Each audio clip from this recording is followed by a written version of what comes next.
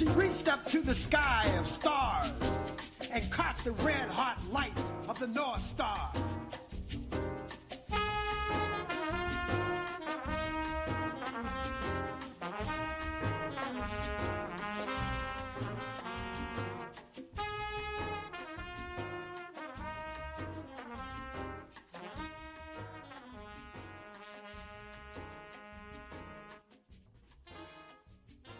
She opened the earth, walking with blood-soaked feet. She challenged the whip, the gun, the knife. She challenged...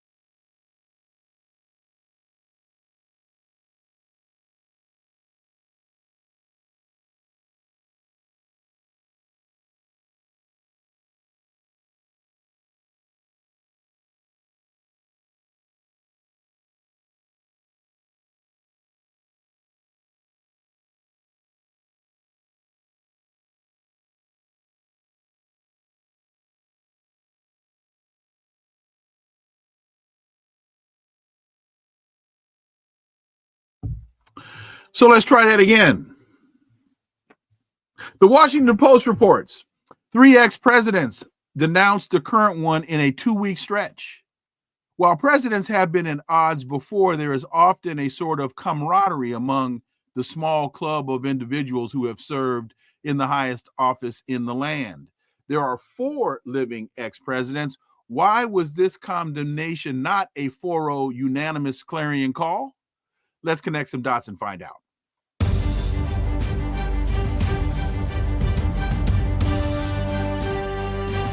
Connecting the Dots with Dr. Wilmer Leon, where the analysis of politics, culture, and history converge.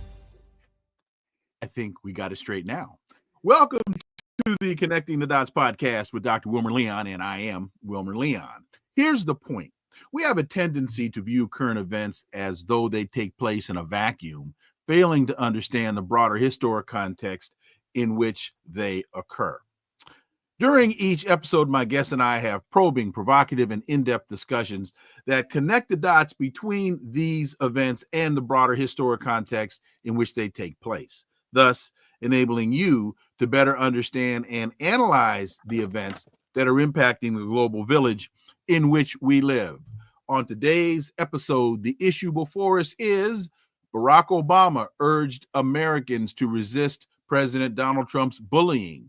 Joe Biden warned that Trump is wrecking the sacred promise of Social Security, and Bill Clinton decried the emphasis on grievances and the need to dominate.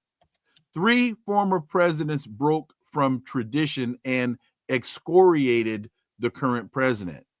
Why them? Why now? And where was George W? My guest is the host of the Misty Winston Show. Misty Winston, as always, welcome back. Thanks for having me. I appreciate it, my friend. Before we get to this, I need to tell what I'm sure a lot of people already know. Pope Francis died at the age of 88 at 7:35 a.m. Vatican time today.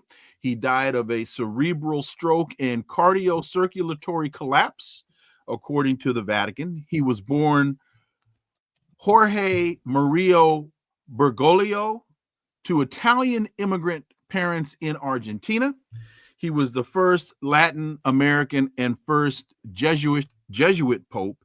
And for me, having been educated by the Christian Brothers, I guess I can find it in my heart to forgive him as a Jesuit.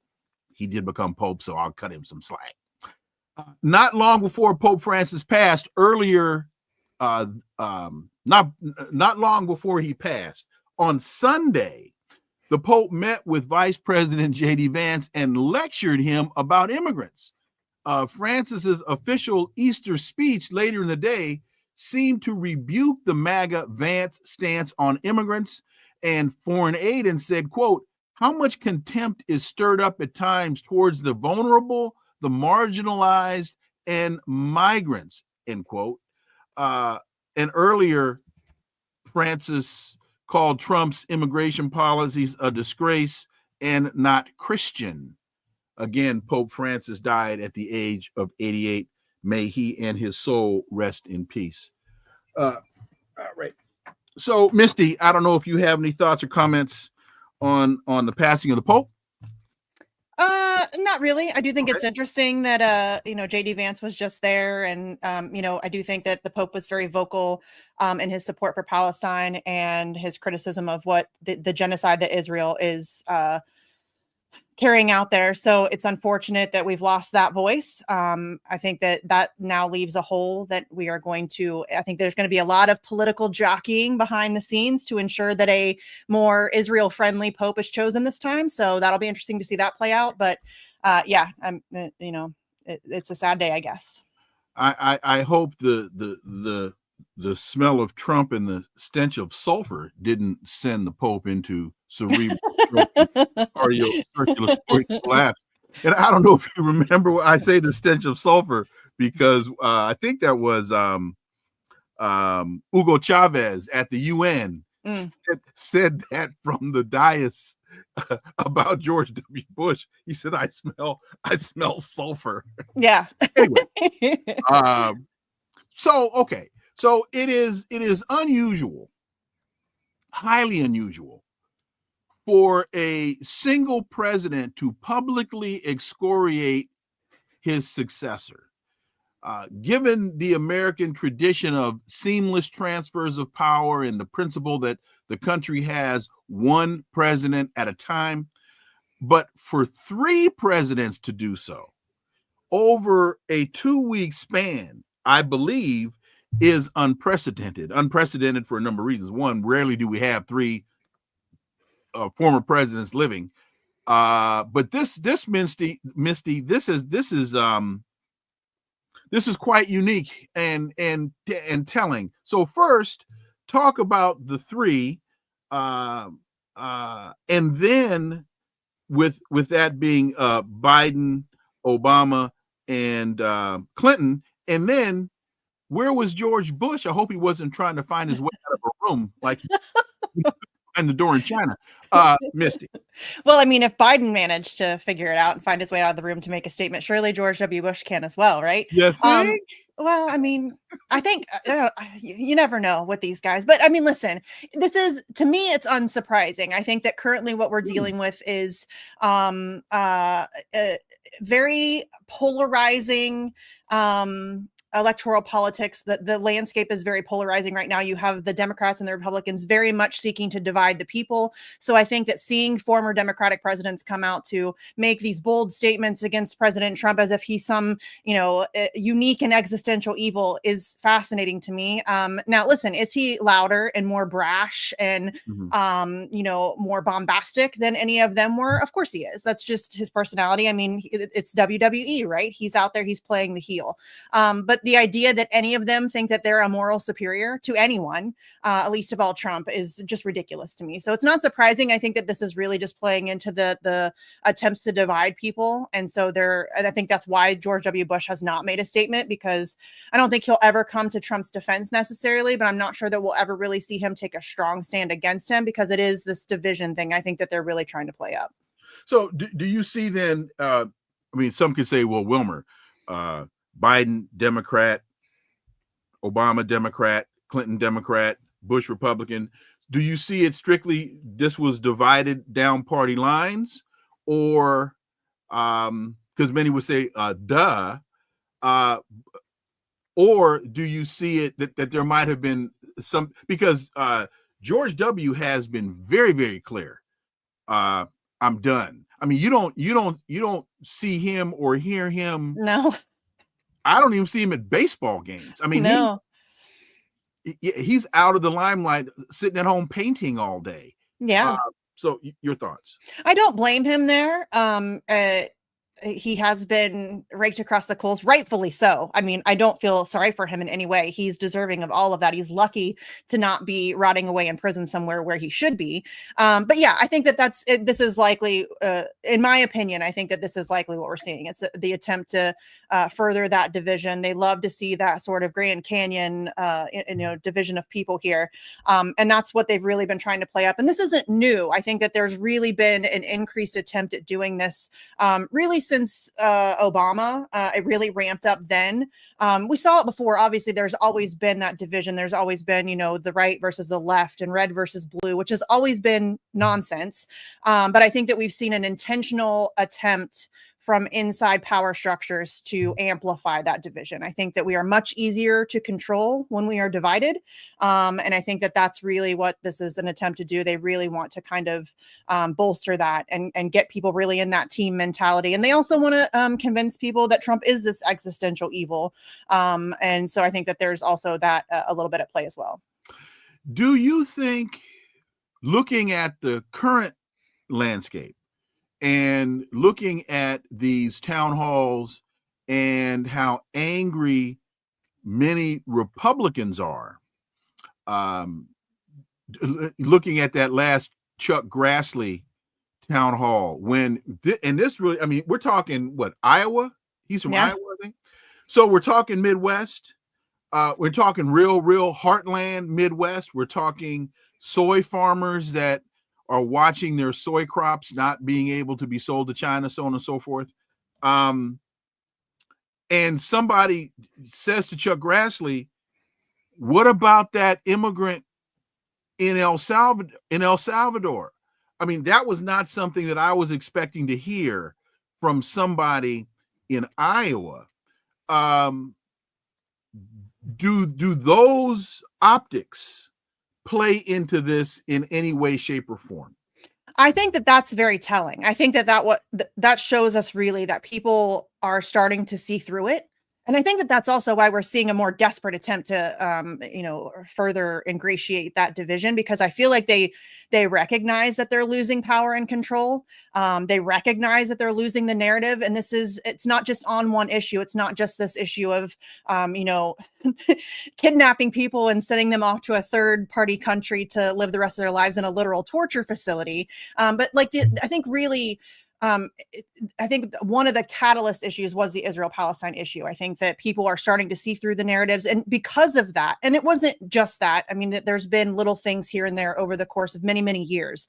But I think that what that issue did is it really smacked people in the face in a way that they hadn't been before. And I think that really caused people to start asking questions that they wouldn't have asked before. And so I think that that's what we're really starting to see, is that people who maybe wouldn't have ordinarily cared or even had a thought about these types of issues, once they started to have the veil lifted, they started to be like, okay, wait a minute, if we were lied to about this, what else are they lying about? And so a lot of people in middle America who maybe never had thoughts about these issues before are now starting to question things. And when you say folks that had not considered these issues before are now asking about they're being lied to, when you say that they are lying to them, who would they be? Well, you always hear that, like the they, right? The big they, but it's really just the people in power, the power structures. And it's not just necessarily elected officials. Those people are superficially just puppets. There are a lot of people with a lot of money and power that most people don't know their names. They never heard of them. They're very, kind of in the dark, shadowy kind of people. Mm-hmm. You have like the Bill Gates and the Elon Musks who are more public and forward facing, but there are, a bunch of very nefarious people who have a lot of really incredible power and influence, and they've really bought our government. And so those are the people who, and it just kind of goes down the line, right? You have those people who are kind of controlling the agenda, controlling, the plots and plans. You have the politicians who are then tasked with implementing those things and getting those things passed through Congress, and presenting them to the American public to manufacture consent for them. And then you also, of course, have mainstream media who is also tasked with selling the lies to the American people. And I think that, again, it's not just the Israel thing. I think that over the course of, weapons of mass destruction and the Syrian gas attacks and the Gulf of Tonkin, there's been many things over the course of many, many years. But I think that there's been so many recently that it's been kind of a smack in the face. And so I think a lot of people are starting to ask questions. In fact, I think if you were to walk down any street in any major city in the United States and ask somebody who is Peter Thiel, they would have no clue. Or ask them, did you know that Pick Botha's grandson is influential in American politics? They probably wouldn't know who Pick Botha was, let alone his grandson. So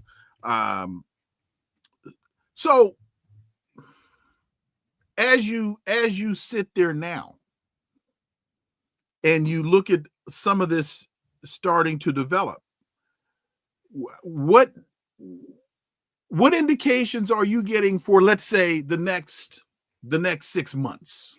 Do you have any? If I because I know you got your crystal ball out of the shop on Saturday.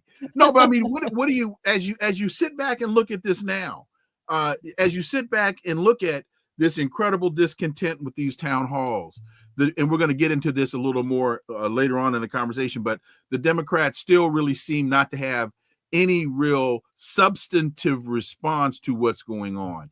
You have Donald Trump, you've got the Supreme Court now pushing back, and Trump seeming not to care.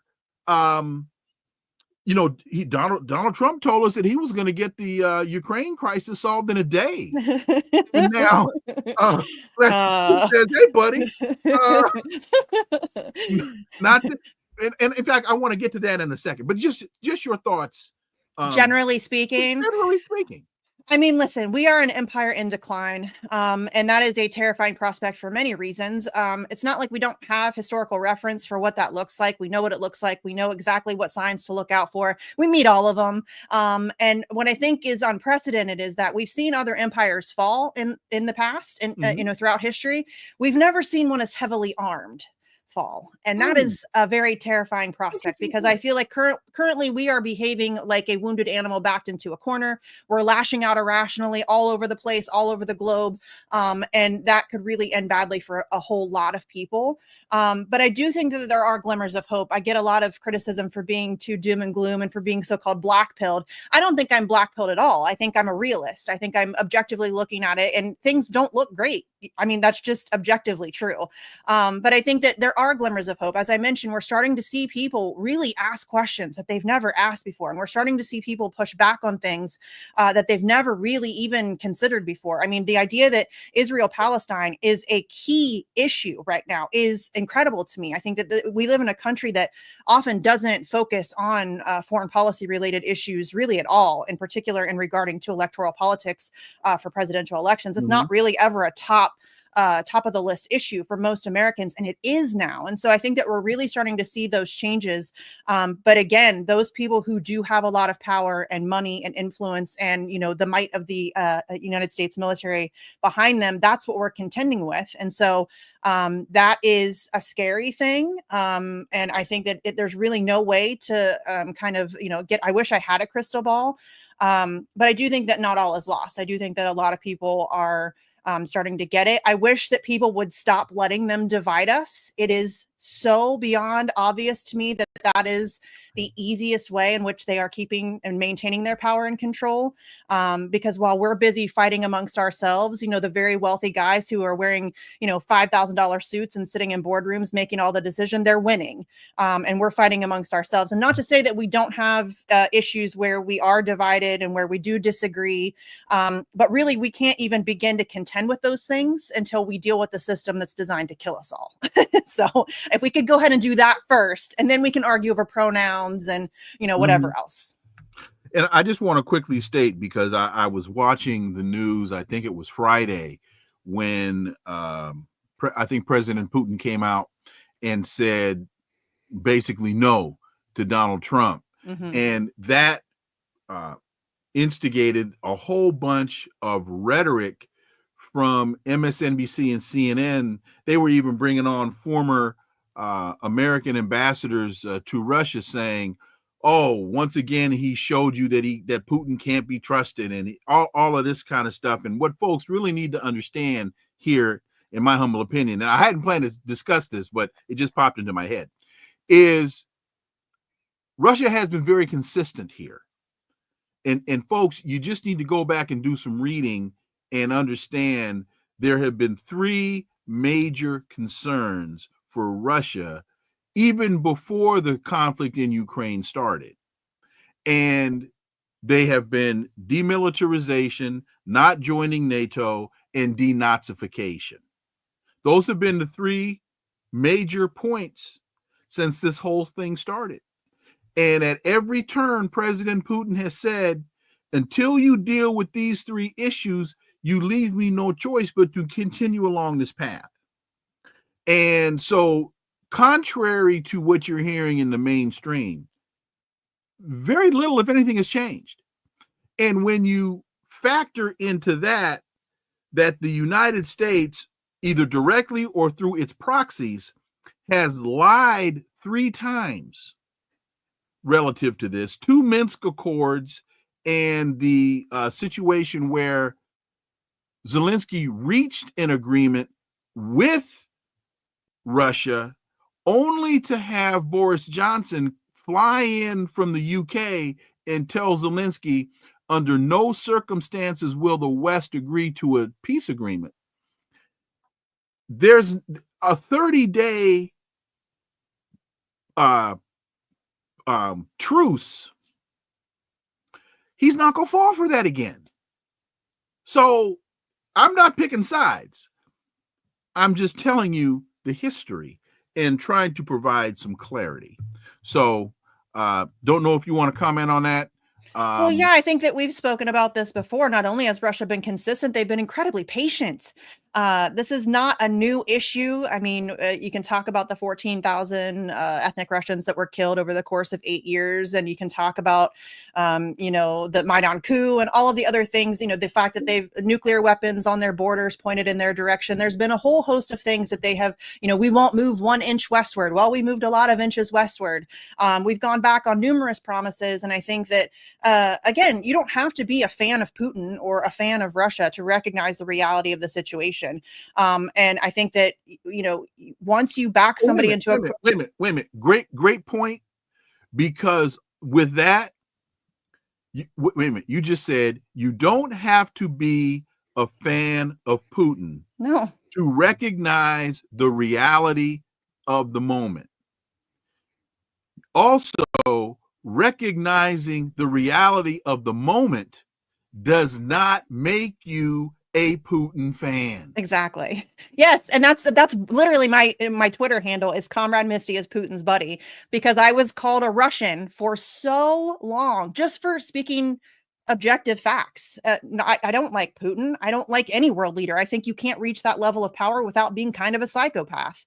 So I don't like any of them. I hold them all in contempt. I think I heavy side eye at all of them. I'm suspicious of each and every one of them every day, all day, and he is no exception. So yes, I think that's. Wait a minute. Let me interrupt you on that, because I think you have a point.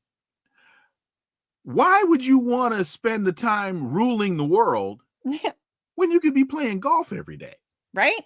That's my question. Anyway, go ahead. Well, and I mean, there's never been any indication that that's what his goal is or that's what his plan was. That was a fairy tale that we made up to manufacture consent for this conflict with Russia. That's it. And the American people have got to start learning how to recognize the garbage that their government and their proxies in the media feed them. The idea that anybody takes the United States government and the mainstream press in this country seriously on anything, you should be. My starting off point is they're lying, and then I move from there, because that's usually the case.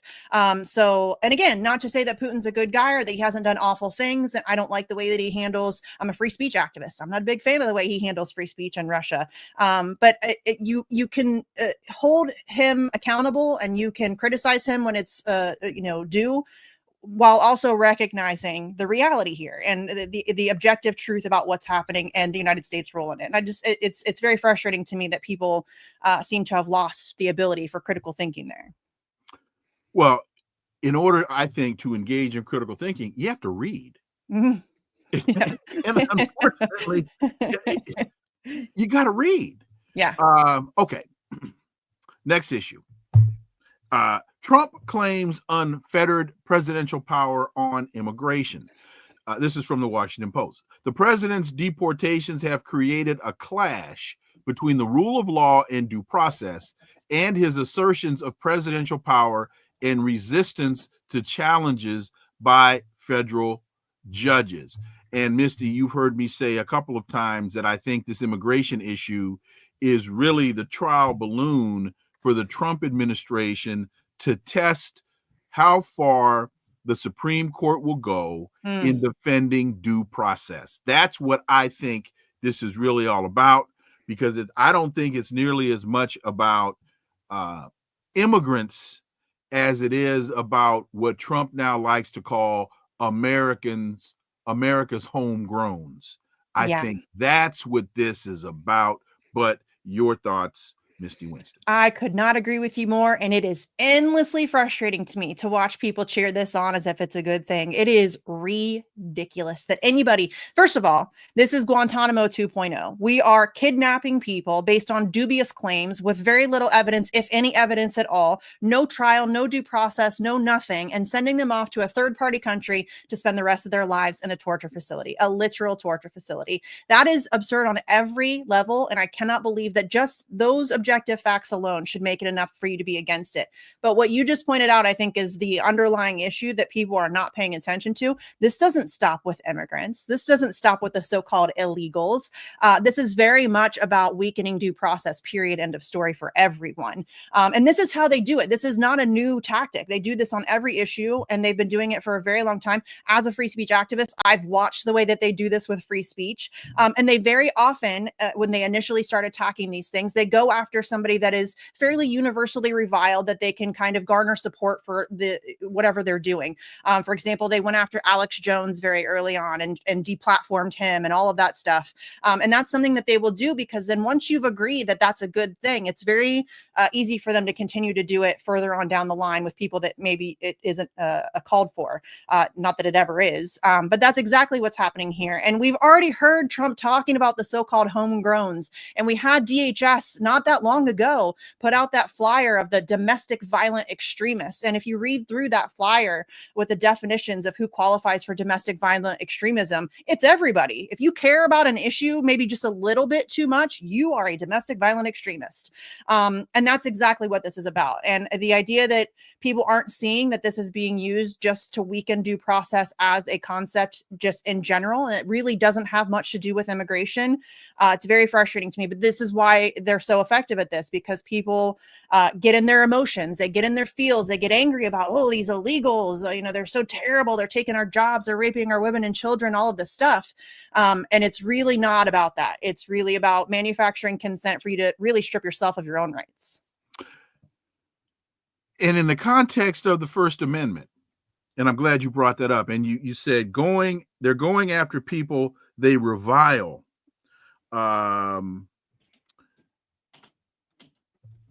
As their test case. So to your point, illegal immigrants, they will assume that most Americans will say, well, they've committed a crime, get them out of, coming into the, and by the way, folks need to understand, in most instances, coming into the country illegal is a misdemeanor. It is a misdemeanor, folks. Look it up. It's on the books. Coming into the country illegally is not a felony. It is a misdemeanor. But with that having been said, I love the way the fact you said going after people they revile. Then add to that, they're also using a trope of anti-Semitism as the bludgeon. So they think about it as body blows. The immigrants are the body blows in the ring. And now the headshot is anti-Semitism, which is a trope. And now you even have very prominent Jewish Americans that are saying using anti-Semitism as the basis of your position to attack the First Amendment is itself anti-Semitic, because you're using Jews for a nefarious purpose. Yeah, no, and I've been saying that this whole time, really, for longer. I had somebody challenge me on Twitter not long ago and said that the only reason you care about Palestine is because it's trendy right now. My timeline is free to search. I've been speaking out against Israel for literal years. I've been doing shows on it for literal years. And I've been saying the same thing this whole time. Anti-Semitism has been getting used as a weapon by the state of Israel to shield themselves from criticism and from accountability for the horrible things that they've been doing to the people of Palestine for a very long time. And it's been very effective. And this kind of goes back to what I was speaking to earlier. It's been very effective in the past. But now I think that we've really seen a shift that has taken place in the public consciousness. And I think as much as social media is kind of a nightmare and does a lot of damage in certain ways, I think it also can be and has been a force for good. And I think that we see that with situations like this, because it's because of so many of the things that people see on social media. They're able to see behind the curtain. Now, before, we would only get one side of the story. You would get Israel's side of the story, very well crafted PR, very well done narrative management. And it was very rare to actually get a Palestinian side of the story, or to kind of see behind the walls, unless you were following somebody like a John Pilger or a Max Blumenthal or an Abby Martin, who went to Palestine and did documentaries and spoke to the people there and all of that stuff. But if you weren't following those people and you were just listening to, the mainstream narrative, you weren't getting the full story. And now people are really getting the full story, and it's caused this drastic shift in public consciousness. And I think that that's very similar with the anti-Semitism thing. People are starting to recognize and are less afraid of. I think that before, people would really hesitate to criticize Israel. Not me, I didn't care. But I think a lot of people in previous years would be really hesitant to criticize Israel because they didn't want to be labeled anti-Semitic. They didn't want to be seen as a Jew hater. I don't want, that's, and nobody wants to be seen as that. But I think that people are now recognizing that that's just been used as a weapon. And so I think it's caused a lot of people to shed that fear. And now they're more willing to speak openly and to criticize Israel rightfully without that kind of a fear, because it's really an amazing case of shooting yourself in the foot. Israel very much overplayed their hand in numerous ways. And I think that the anti-Semitism shield is one of those ways that they very drastically overplayed their hand. And now people see through it. In fact, let me give an example. This is just has been coming out over the last day or two. I don't know how many of y'all remember last month, the Israeli Defense Force killed 15 Palestinian paramedics and aid workers. Yeah. And now, and what the original story was, that the aid workers were traveling in vehicles and approached the soldiers in a very threatening manner with lights off and all this other kinds of stuff, which is what they always say, is that, oh, we were threatened. But what they wound up finding was some cell phone video from one that had been taken by one of the dead aid workers. And what that video showed was the vehicles were well marked. The vehicles had their lights on.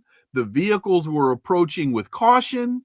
And these soldiers took it upon themselves to just murder these aid workers. Mm-hmm. This is now coming out. And so Israel's now saying, oh, it was, hang on, what's the word they used here? It was a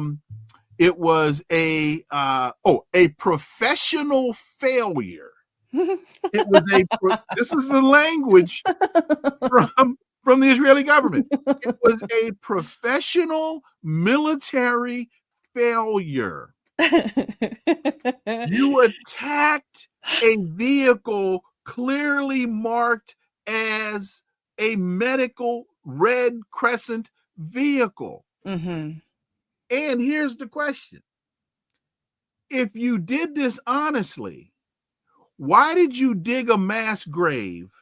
And why did you bulldoze and cover the vehicles? Mm-hmm. Why? because you knew it was a war crime. You knew it was a war crime before you did it, and you were trying your damnedest to dispose of all of the evidence of your war crime once you committed it. But they dug this. How they found out about this, I don't know. But they dug it up. They found this video, and now they're going, oh, video? Oh, my bad. It was a professional military failure. No, you think? No, I think it was an intentional hit on aid workers. It was a war crime. And I go through all this to say, this is a lie amidst a whole line of lies. That's my point. And that's another thing too. I think that when this initially kicked off, I think that the 40 beheaded babies overplaying their hand, I think that that lie sold really well at first, but as soon as it was debunked, wait a minute. That lie sold well in the Iraq War. With the babies in the incubators, yeah. That were they Kurds? I think it was where was and they had the guy's daughter come and cry in front of Congress about the incubator babies. Yes. Well, wait a minute. Don't send your money yet, because there's a bamboo steamer that comes with this deal. Then we had the women's maternity hospital in Ukraine. Early on in the Ukraine conflict. They did the Viagra story again. That was a lie. Yeah. They just regurgitate the same lies, which I think is fascinating. They're so lazy. They don't even bother to come up with new lies. They just we said something about soldiers being given Viagra in Iraq, I think it was. We're just going to say that again for Ukraine. They'll never know. The contempt with which they look at the people of the United States, they think you're idiots. They genuinely think that you're stupid. And unfortunately, there are a lot of, not stupid, I don't want to say stupid, but very uninformed American citizens. Well, and it's not really through fault of their own. I think, currently most Americans are working 2 or 3 jobs, and they're trying to feed their kids, and they got soccer practice, and they got to mow their grass. And it's really difficult to find legitimate information anyways. And most people just don't have the time for it. So it's very easy for them to sell these lies. And that's why they're so effective. But the 40 beheaded babies, I think once that was debunked, and then the so-called mass rapes that took place, now that's been debunked. And I think they've really just tried to overplay their hand. And to be fair, the 40 beheaded babies was very effective. It gave them justification for the genocide. And I think that's how they were able to get away with it initially. Once the ball's rolling, it's much easier to just keep it rolling than it is to get it rolling. So I think that was unfortunately effective. But that's one of those things that I was speaking about earlier, that if they will lie to you over and over and over again about 40 beheaded babies, they'll lie to you about anything. They're lying to you about everything. That's really what it is. And the president of the United States stood up in front of the world on on global television and repeated that lie and claimed that he had seen evidence for it and it didn't exist. And so I think that those types of things, once people pick up on it, they start to question things a little bit more. And so getting back to, I kind of took us astray a bit. Getting back to this deportation issue. Now I believe, are truly, we're in a constitutional crisis, as in the executive branch is now, the Article 2 section of the government is now attacking the Article 3, the judicial branch of the government, which I believe puts us in a constitutional crisis. But at the moment, it's still kind of playing itself out above the heads of a lot of folks, because it's not impacting your garbage pickup, and it's not impacting, your everyday lives.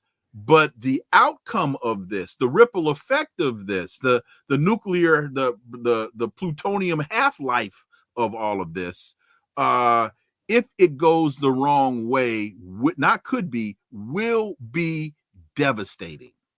Yeah, there's no question about it. And I think that's why I'm glad that you speak so bluntly about the underlying issues here, that it's really, yes, the immigration issue is an issue that is prevalent on people's minds, but I think it's very much being overplayed, manufactured, and used to further an entirely different agenda, or really the same agenda, but for different causes and purposes. So I think that's really at the crux of all of this. And you're right. I think most people aren't paying attention. And what I find so unbelievably frustrating is I'm friends with a lot of libertarian type folks.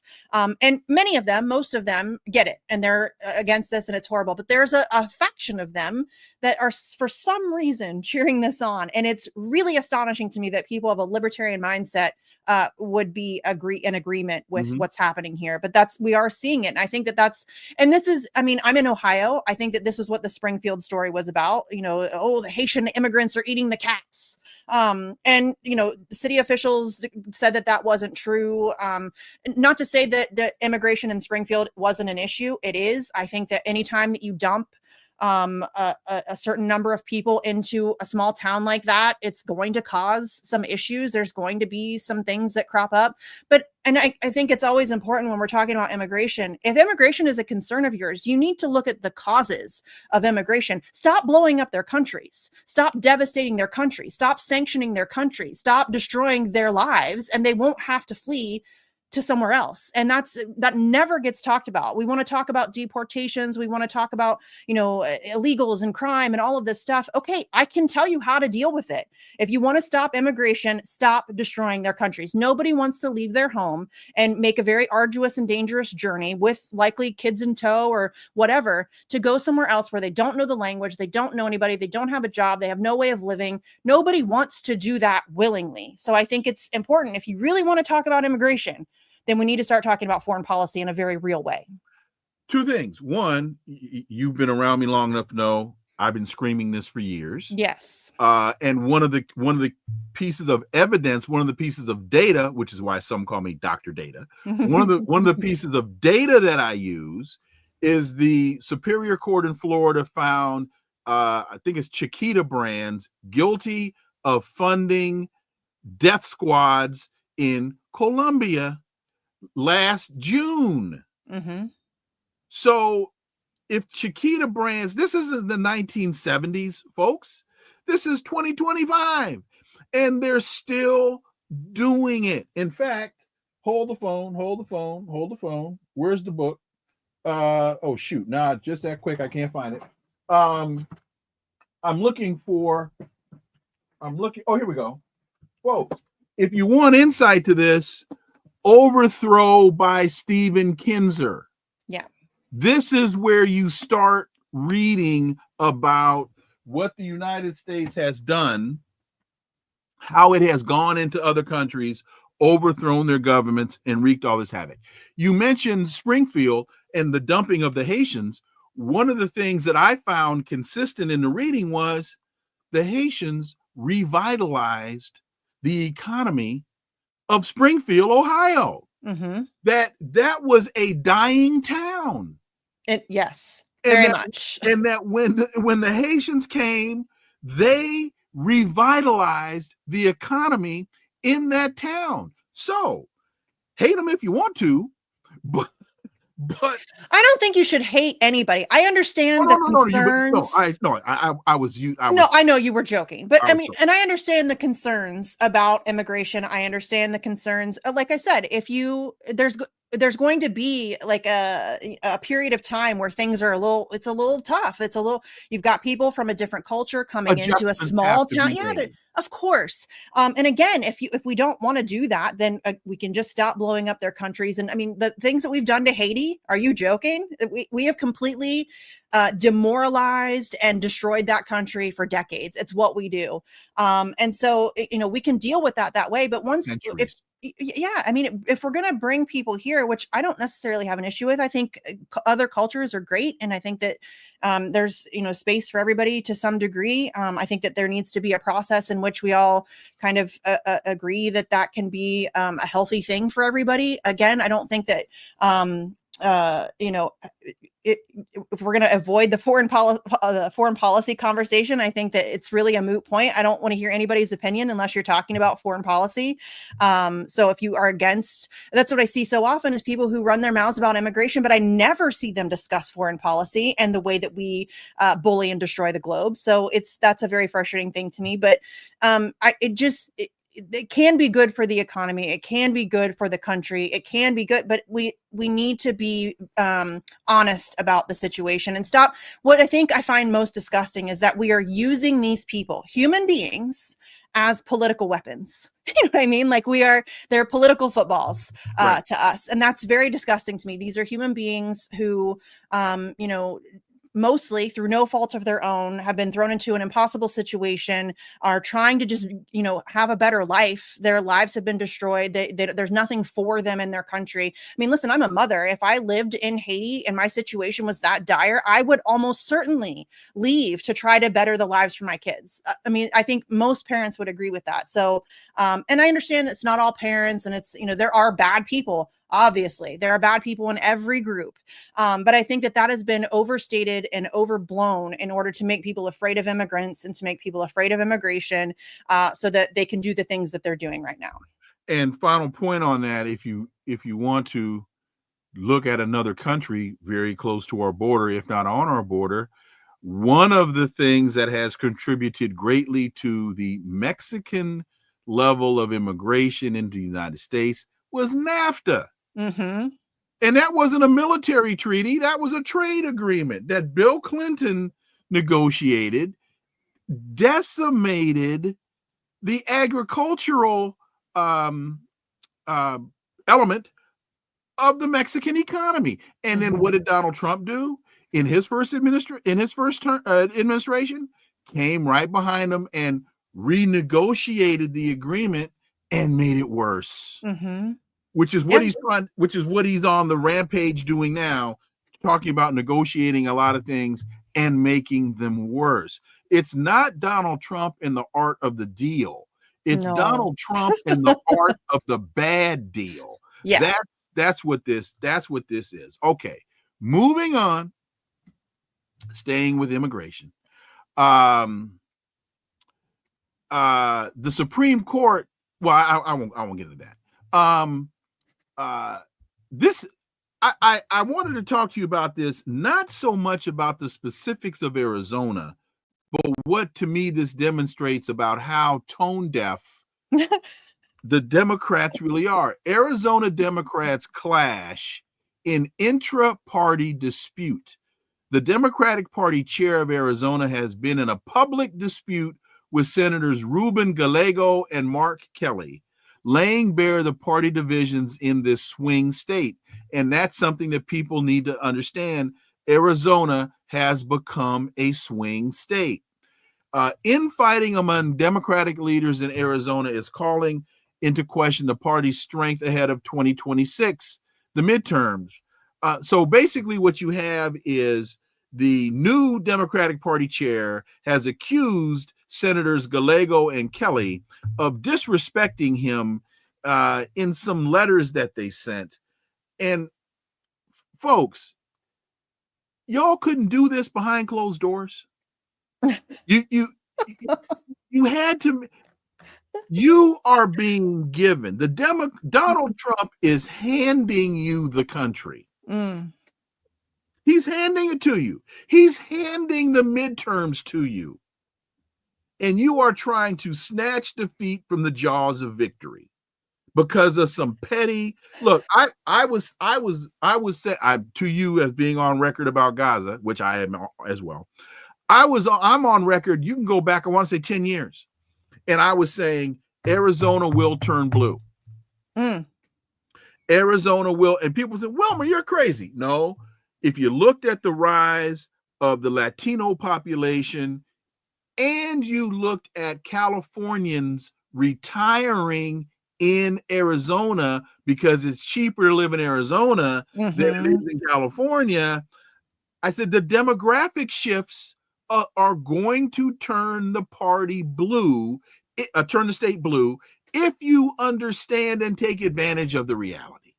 And now it's gone from Republican to swing, and now it's going to swing back because y'all are tone deaf. Misty Winston. Well, I think that assumes that the Democratic Party wants to win. I don't think that. Well, I mean, okay, let me clarify. They win regardless, right? We have one party. They're owned and operated by the exact same people. So it really doesn't matter which party wins.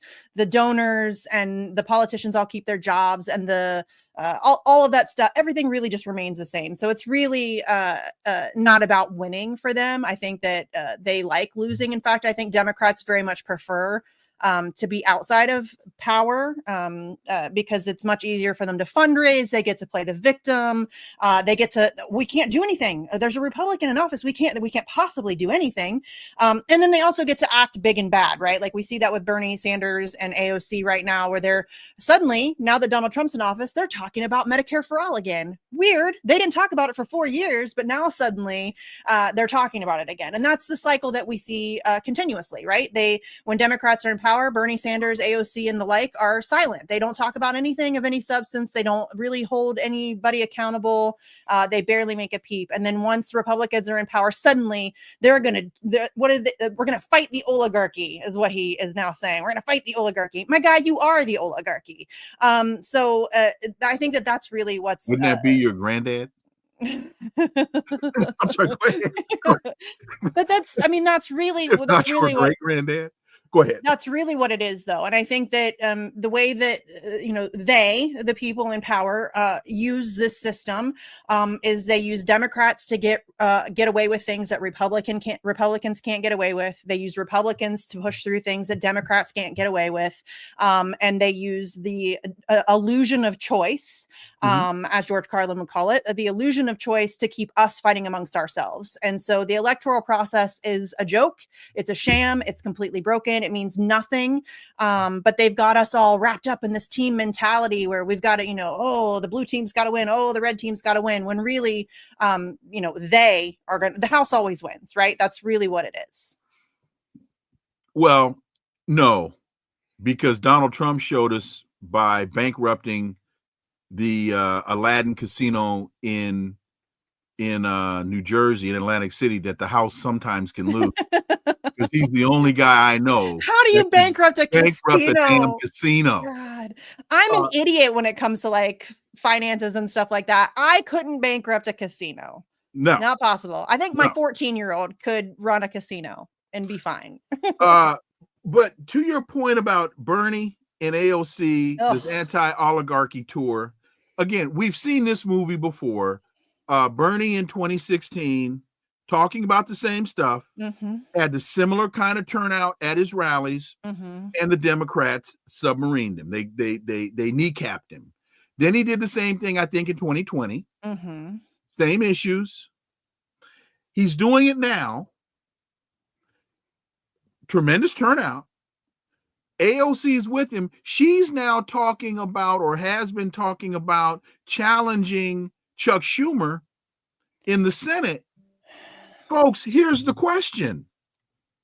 Is she going to stick to this issue? No. Or is she going to do what she always does when Miss Populist becomes, I'm no longer Miss Populist? Yeah. She's such a fraud. And it disturbs me to,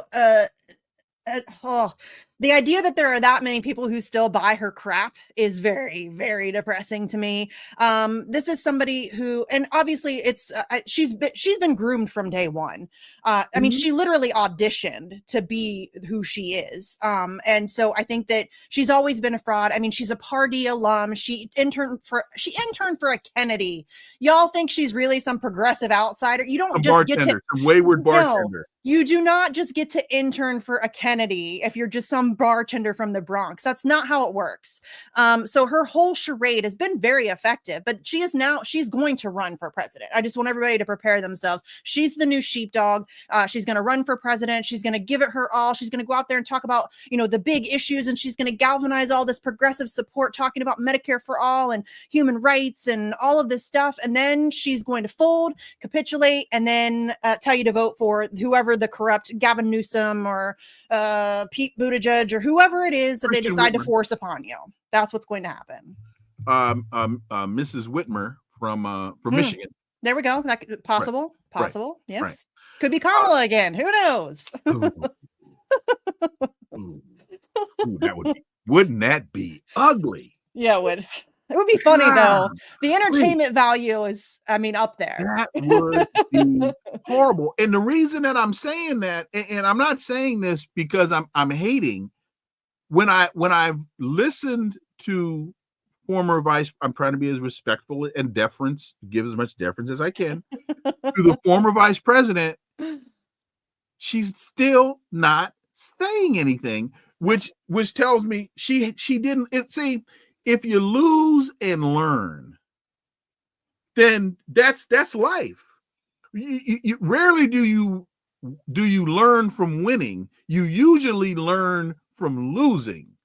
But if you lose and don't learn, well, who was it that told us that that's the definition of insanity, is doing the same things and expecting a different outcome? I call it stupidity. But so God, that would be a horror show. Yeah. Okay. JD Vance and Kamala Harris. Woo! That would be fun. Oh, nitty. Now, you know what? But now to that point, because I have been saying that I think in terms of political future, I think JD Vance and Lil Marco are both done, because they have co-signed on this ultimate idiocy. Yeah. And they have been forced to take positions that are contrary to the positions that they were articulating when they thought they had a shot. And so I believe that at the end of this term, both of them are done. I wish I believed that. I don't know that I do. I think JD Vance is still wildly popular amongst Republicans. I think maybe he's starting to rival Trump even. I think that they tend to like him. I think because he's more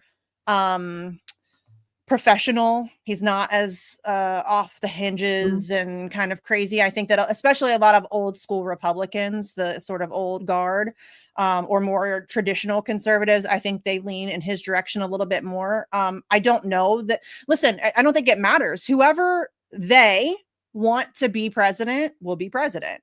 So if it's JD Vance, then it'll be JD Vance. And I don't know that there's really. I mean, there's obviously some factors at play. I think obviously Kamala was universally despised. Nobody liked her. She couldn't form a coherent sentence. I think that they knew that going in, though. I don't know that she was ever meant to win.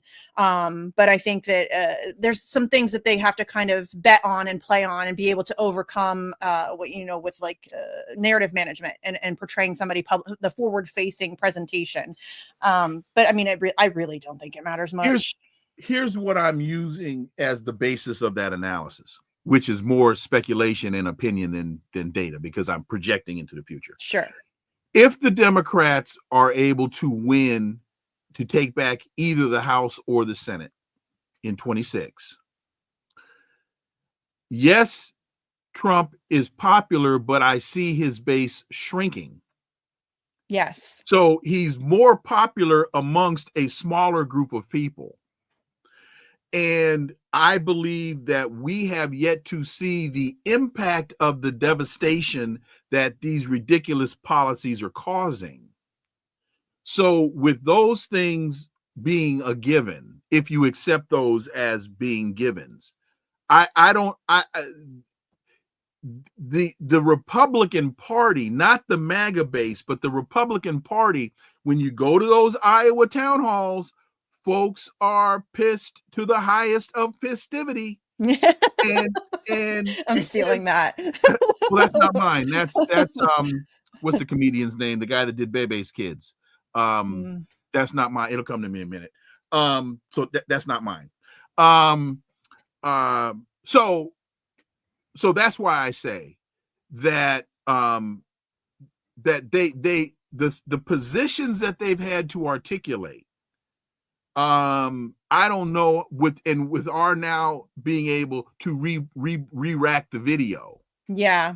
I think they will be haunted by their stupidity and their ignorance for the rest of their political careers. Yeah, I think that's true. I think that there will be a certain segment of the population that will shy away from them and be turned off by them and all of that stuff. But I just don't know to what extent that it matters. Again, I think that if they want JD Vance to be president, then he'll be president. Robin Harris, that's who I was trying to remember. He's the comedian that I'm gonna write that down. Yeah. I'm pissed to the highest of festivity. That's Robin Harris. Okay. Final issue. I didn't send you this one, but I know you are aware of it, and I think that this is incredibly, incredibly telling. China warns countries against striking trade deals with U.S. at its expense. Beijing has warned it will retaliate against countries that negotiate trade deals with the U.S. at the expense of China's interests. This is now fueling global tensions as the world's two economic superpowers face off over tariffs. Rarely does China use language that bombastic. That and folks might say, well, Wilmer, that's not bombastic language. It is for China. Yeah. That is very, very aggressive language for China. Yes. So you've got, because China has been talking to South Korea, China has been talking to Japan, two countries that China normally does not really have good relations and doesn't talk to very often. But they're talking to China, they're talking to Japan. President Xi just left a 3 or 4 day trip to Vietnam. Interesting to me. Yeah. And and this won't bode well if China, if South Korea and Japan are now scratching their heads going, and we haven't even talked about the Philippines. This could be a real problem for Donald Trump and his art of the bad deal. You think? I mean, this is absurd. This is crazy to me, this whole tariff thing. First of all, China actually produces stuff. We do not. If we really think we're going to win a tariff war with China, you are, I mean, and listen, again, I am not an economic expert by any stretch of anybody's imagination. And I know that, like, this is just dumb. And the idea that you're talking about all of these different countries now coming together, we've done that to ourselves. We have been the world's bully for so long that people are fed up with our garbage and they're now coming together against us. And we've done that to ourselves. It is a mess of our own making. We've now made our own bed and we're going to have to lie in it. And this bombastic attitude that Trump has had, that he's some wheeling and dealing businessman. I mean, again, you bankrupted a casino. I don't have a whole lot of faith in your capabilities here. But yeah, China actually produces things and we do not. And when we do produce things, we produce things with parts from China. So this is not going to end well for us. I think it's absurd that we're even pretending like this is a good idea. But here we are. This is where we're at, I guess. Well, not only does China, in fact, let me ask you, can you give me just a couple more minutes? Yeah, of course. I know you got kids and. No, I'm good. Okay. Thank you. But not only does China produce things, China has invested greatly in R&D. Mm-hmm. That's how you get the bullet train, which the United States cannot seem to construct. That's how you get 5G technology, which the United States really does not have. Even though it says 5G on your phone, folks, I worked for the phone company for 23 years. That's not 5G. And I could go on. I mean, because the Huawei Mate 60 cell phone now has built-in satellite capability. So if you're in Tanzania and you're about to be attacked by a lion, you're running across the Serengeti and your call won't go through. If you have a Huawei phone, the satellite, you'll be able to call your boo and say, it's been nice, but this lion's about to take me to lunch. So they invest in R&D.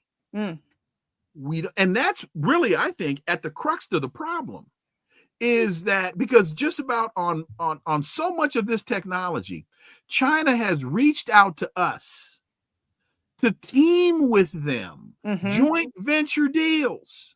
And they reached out to us 15 years ago to develop 4G. And we told them no. Yeah. And now we're crying foul because they're implementing it in Europe and we are nowhere to be found. Well, and I think it's important too to mention that not only do they invest in R&D, they invest in their people. They invest in their country, and we do not do that at all. We invest in death and chaos and destruction. That is the only thing that we export around the globe is and chaos. stock and buying back stock in companies to artificially inflate their values. Yeah, we are a mirage. Predatory. Yes, we're very predatory, but we're a mirage. Our strength is a mirage. And I think that that's all of these other countries coming together. They all recognize that. They've all just been kind of sitting back and silently watching us self-destruct and just waiting for that to happen. And they've been coming together behind the scenes to form their own deals and trades and things like that. And they've very astutely recognized what's happening. And we are just floundering and waiting for the collapse of the American empire. I think we're well past the point of no return. I know that seems doom and gloom and so black-pilled. It's just reality. That's just the objective reality. We are well past the point of no return.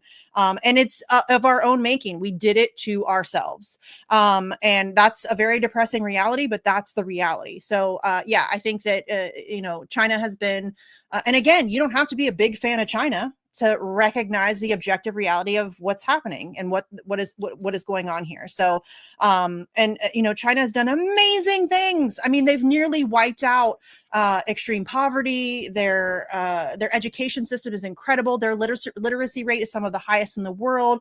Their secondary education graduation rates are amazing. Their healthcare rates are amazing. They're doing really phenomenal things. And so when Americans, mock China or say, F China or whatever, I'm just like, you have to be a fool to think that America is in any way superior to what China is doing. Again, you don't have to be a fan of China to recognize that they are investing in their people, they're investing in research and development, they're investing in their future, and they're doing it all without 1,000 military bases across the globe. And maybe that's why they have the money to spend on those things, because they're not overextending militarily. And final point for you, and again, I really appreciate you giving me this time. But you were just saying that just made me think about this when you said you don't have to be a fan of China, and you don't. No. And you don't have to be a fan of Russia. You don't. Why? Because the Chinese people are fans of China. Yeah, they are. 97% of Chinese people polled love their government and love their country. And those aren't internal Chinese polls. Those are polls done by Pew, done by Harvard, done by other American polling institutions that have gone into China and polled Chinese people. Xi Jinping may be a dictator. I don't know. He may be a horrible man. I don't know. He may be just as bad as moldy bread. I don't know. But the Chinese people love the guy. Yeah. And when you go to Russia, 85% of Russians polled love Vladimir Putin and love their government. And that, again, those aren't internal polls. Those are independent polls taken by American polling entities. So to hell what Donald Trump thinks about Xi Jinping. Yeah. Nobody cares. What Boo Boo the Fool in Detroit thinks about Vladimir. No, cares. They love their country. And to your point, yes, we are bringing this on ourselves. Mm-hmm. Donald Trump started the trade war for no reason. That's why people are sitting there scratching their heads going, dude, what are you doing? Yeah. This is felony stupid. What are you doing? That's my older brother's line, not mine. Yeah. That's a good one too. I'm going to steal that one too. But it's, again, it's hard not to think that it's not the controlled demolition of the American empire, because it is so felony stupid that it's hard for me to imagine that it's not intentional. And so, I mean, I think that that's certainly on the table. I think that everybody needs to be very open-minded and ask all the questions and just observe what's happening with a very open mind, because there are some really psychotic people with a lot of power, and they are not acting in your interest in any way, shape, form, or fashion. And they are willing to do that. You can't put anything past them. They will do anything. They will do anything to maintain power and control. They are that insane. We are ruled by psychopaths. And I think that's to your detriment. Yes. They will do anything. It doesn't matter what it is. Detriment. Yeah. Yes. And that's what we're up against. That's what we're up against.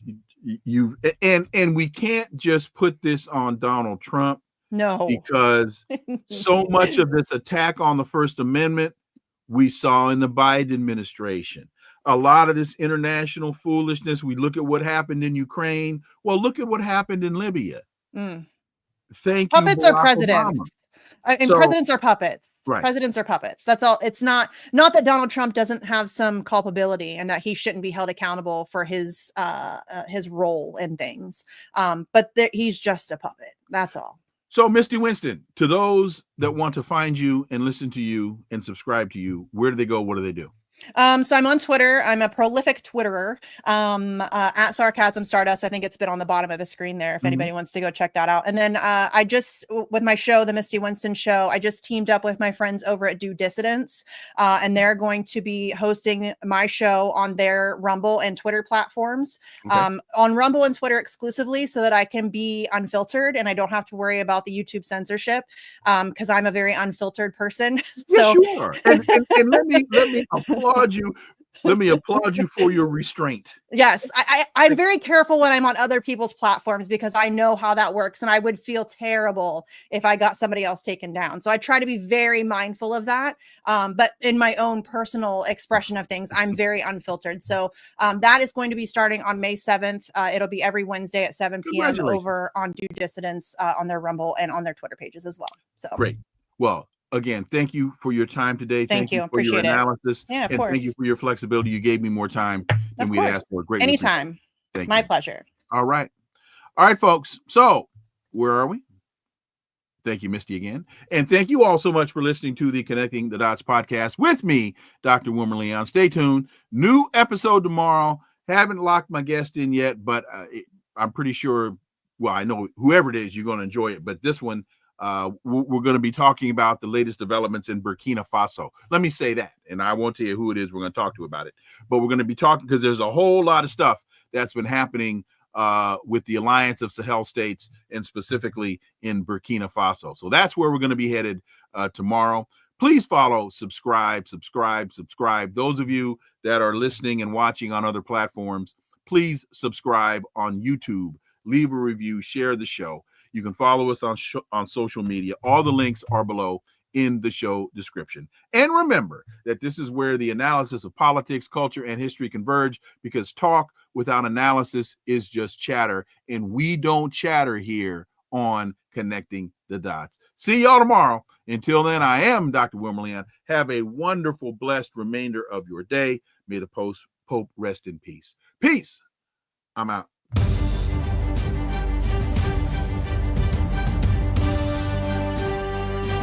Connecting the Dots with Dr. Wilmer Leon, where the analysis of politics, culture, and history converge.